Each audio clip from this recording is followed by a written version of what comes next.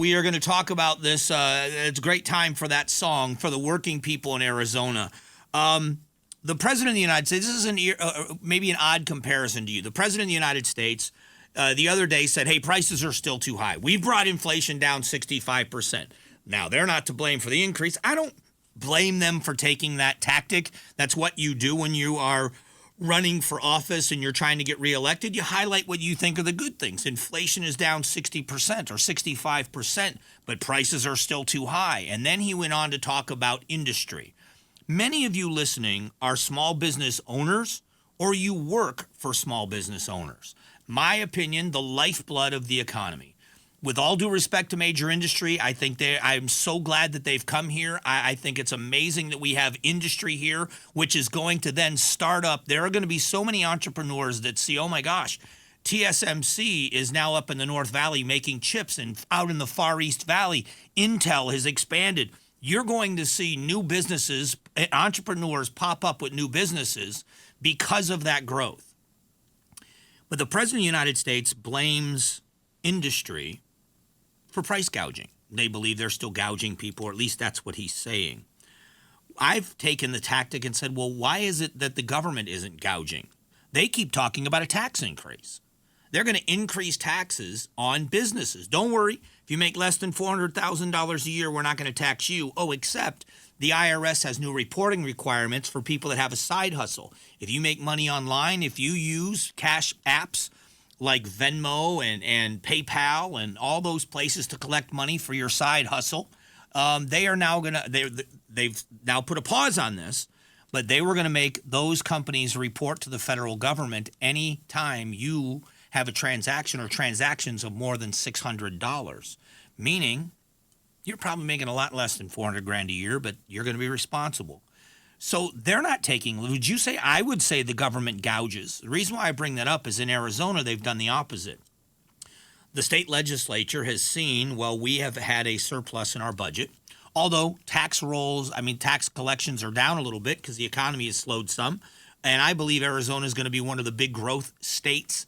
The Valley is going to be one of the big growth areas continuing next year. That's just not my feeling. That's what experts are saying, that this is a place that is well primed to have a very good economy. And it is because our leadership in this state has made the exact opposite choices when it comes to industry.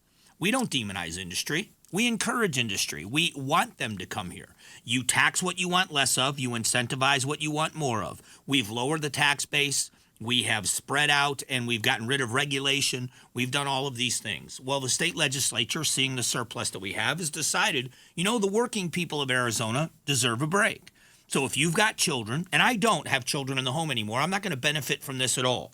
But there is a huge number of people, over 774,000 families, will receive a piece of $275 million.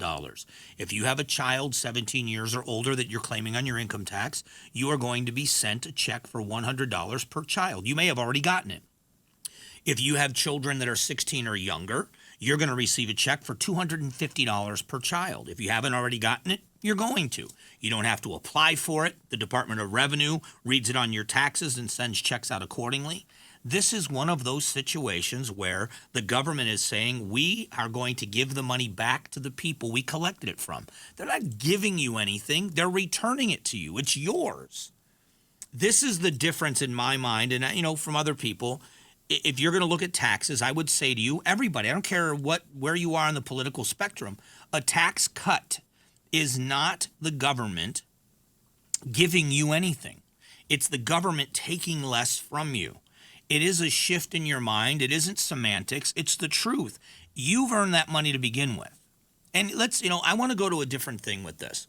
So you're someone that is working, a working person. You file your taxes. You use the EZ form. You don't own anything. You're just a working person that's trying to make it through life. And you go to the casino and you hit a jackpot at the casino. You're going to get a 1099. You're required to pay taxes on any jackpot on a slot machine over $1,200. The government steps in and says, and the casinos are required. They've got to get your social security number. They've got to get your ID. They've got to make sure it's you. And you are going to they'll give it to you there at the casino if you want it. They'll give you a 1099 report on paper Or you can say nope, and you're just responsible for the taxes as taxable income on that money that you've won. And this is where people that don't make a lot of money look at that and say, why is that? If you win the lottery, which is a government-sponsored gamble, you win $1 million, you don't get $1 million because they take taxes out of it. So this is what I'm saying. Do you believe that the government should be making it easier for taxpayers? Because this is the President of the United States that is saying that businesses need to stop gouging. I would submit to you that the government's doing the gouging. That the government has more than enough of your money and my money to do its job. I don't care if it's local, state, or federal. They've got enough money. They need to manage it better. You know that, and I'm listening to the show. I work with veteran organizations, and I donate a bunch of time to these organizations, and I love the veteran community. I am a huge supporter of our military, but the Pentagon has failed every single audit it's ever been through. Every one, like 6 or 7 in a row. They've got a couple of $1 billion in assets, maybe it's $1 trillion in assets they can't account for. So as taxpayers, this is what we should be looking at those things. It's what we should be talking about. The excessive credit card debt, people are in a very tough time, and we don't know what the Fed's going to do. Companies are cutting worker benefits to offset the sting of high inflation. Hidden tax. Biden clocks in biggest regulatory burden in recent memory, according to a report. So it's not just taxation, it's overregulation. And the Biden administration is doing the exact opposite of what Arizona has done, and it has resulted in what you're seeing. Extreme inflation, stagnant growth. It's just my opinion. But I would rather go in the direction Arizona is going, being business friendly, than the other way around. They don't.